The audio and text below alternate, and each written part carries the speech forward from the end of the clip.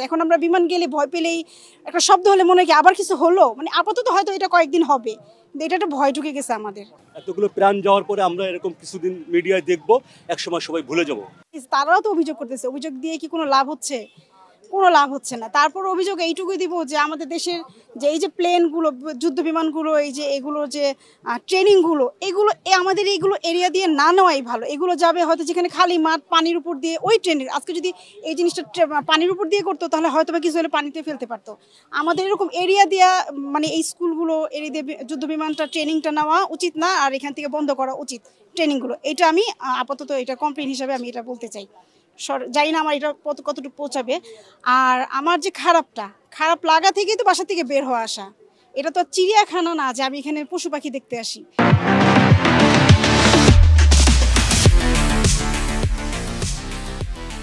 এখানে কিছুই নেই কিন্তু ওই যে কতগুলো বাচ্চা মারা গেছে, ছাই হয়ে গেল, কেউ হসপিটালে আছে, এই যে বিধ্বস্ত জায়গাটা দেখতে আসি যে এইখানে যে এতগুলো বাচ্চা ছুটির সময় দাঁড়িয়েছিল, ওরা বাসায় যাবে, কেউ ক্লাস করতেছে, একটু পরে ছুটি হবে, মানে ওরা এখন আর নাই। এটা ভাবতেই খারাপ লাগে।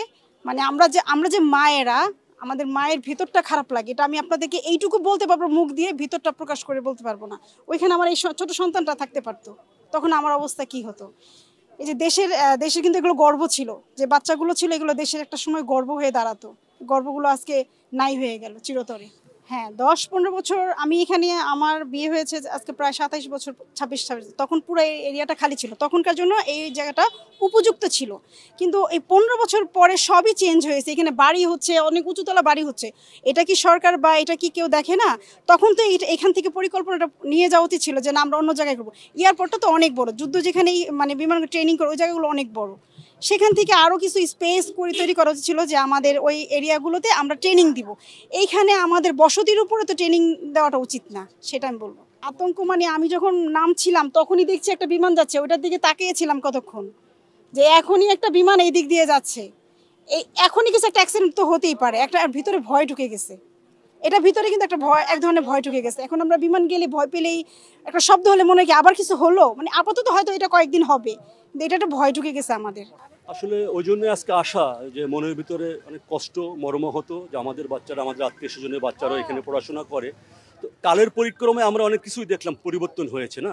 পুরান ঢাকার জেলখানা আবদুল্লাপুরে ফাঁকা জায়গায় গিয়েছে, তেজগাঁও এয়ারপোর্ট স্থানান্তর হয়ে উত্তরায় আসলো।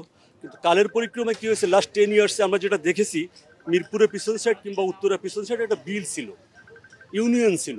কিন্তু এখানে যারা অথরিটি আছে, রাজুক বলে যারাই আছে, গৃহায়ণ কর্তৃপক্ষ, এরা এইভাবে একের পর এক অনুমোদন দিয়ে গিয়েছে।